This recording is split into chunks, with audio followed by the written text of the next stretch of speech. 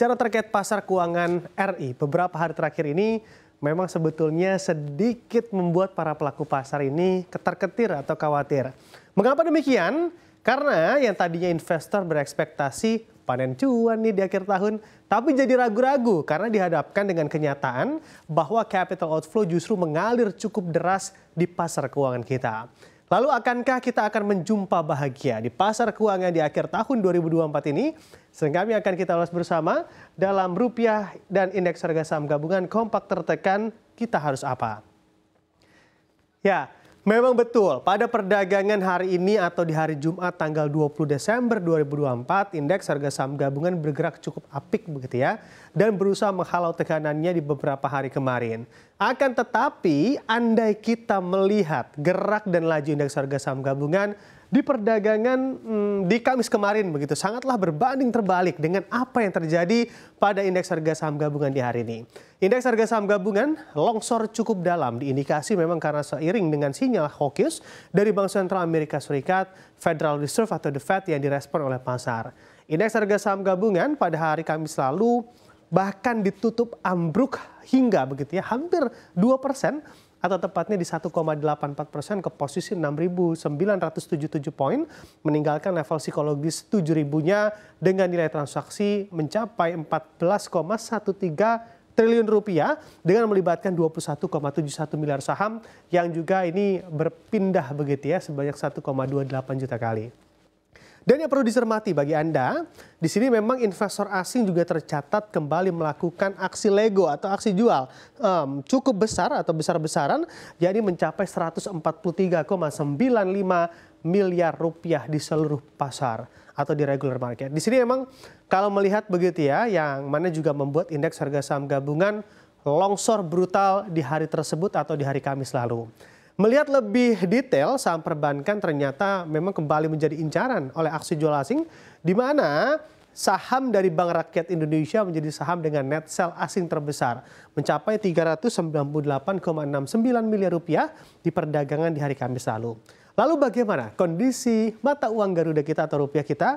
Kita lihat di slide selanjutnya. Nah, di sini menurut data, probabilitas atau kemungkinan rupiah dan indeks harga saham gabungan itu angkanya bahkan mencapai lebih dari 60%. Jadi, bisa saja saat rupiah terkoreksi itu juga menjadi tekanan bagi indeks harga saham gabungan kita untuk terkoreksi juga. Begitupun sebaliknya. Melansir data dari Refinitiv, pada penutupan perdagangan di hari Kamis kemarin, begitu ya, rupiah juga terpantau anjlok bahkan cukup dalam, lebih dari 1%, 1,24% ke level 6.285 rupiah per $1 Amerika Serikat atau di angka 16.300-an lah. Dan ini memang menjadi pelemahan 1% bahkan lebih dan menjadi yang terdalam juga sejak bulan Juli 2024 lalu atau beberapa kurun bulan sebelumnya sebesar 1,26%. Pelemahan dan rupiah tidak terlepas juga dari sentimen global yang didominasi oleh kebijakan suku bunga The Fed seperti yang saya sampaikan tadi dan lonjakan indeks dolar Amerika Serikat atau DXY.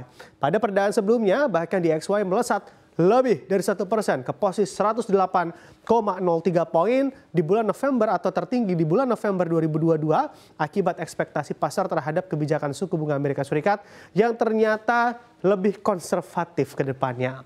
The Fed dalam pernyataan terbarunya menyebutkan juga bahwa memang pemangkasan suku bunga acuan atau Fed Fund Rate pada tahun 2025 nanti kemungkinan hanya akan terjadi 2 kali atau lebih rendah dari proyeksi September yang mencapai 100 basis poin, dan inilah yang ternyata menjadi biang kerok mengapa rupiah kita melemah cukup dalam. Lalu bagaimana? Atau harus seperti apa? Atau bagaimana pergerakan dari komoditas lain atau emas, aset safe haven yang biasanya justru makin moncer harganya di saat ketidakpastian cukup tinggi secara global? Kita lihat di slide selanjutnya seperti apa. Nah, di sini kita mencoba mengamati pergerakan emas begitu ya, komoditas emas. Betul sekali. Ternyata harga emas begitu ya bangkit dari level terendah di 1 bulan terakhirnya karena pasar mencerna petunjuk Federal Reserve Amerika Serikat tentang pelonggaran kebijakan bertahap di tahun depan dengan investor menunggu lebih banyak data untuk mengukur kesehatan ekonomi secara global. Berdasarkan data Refinitiv, harga emas di pasar spot pada perdagangan di hari Kamis kemarin pun begitu ya, ini tercatat di angka 2.000 593-an per troy ounce atau dolar Amerika Serikat per troy ounce, atau naik sebesar 0,24%. Mulai terjadi penguatan sebesar 0,24% dari posisi sebelumnya. Mengamati juga secara sentimen, pasar awalnya turun setelah Ketua The Fed, Jerome Powell, mengisyaratkan lebih sedikit pemotongan suku bunga di tahun 2025 nanti, tetapi dengan cepat pulih karena investor menyadari hal ini sesuai dengan ekspektasi baru-baru ini. Chairman The Fed, Jerome Powell, juga mengatakan kenaikan suku bunga tampaknya tidak mungkin terjadi karena memang The Fed berupaya menurunkan inflasi ke targetnya di angka 2%. Emas dianggap sebagai pilihan investasi yang aman selama gejolak ekonomi dan geopolitik dan cenderung berkembang dalam lingkungan atau dalam ranah suku bunga yang cukup rendah. Jadi, sebetulnya begitu ya, pertanyaannya investor harus apa di kondisi yang ada seperti saat ini? Nah, kalau harus apa, yang paling penting adalah amankan aset Anda terlebih dahulu sebelum melakukan spekulasi apapun, analisa mendalam sebelum mengambil keputusan di kondisi yang ada saat ini.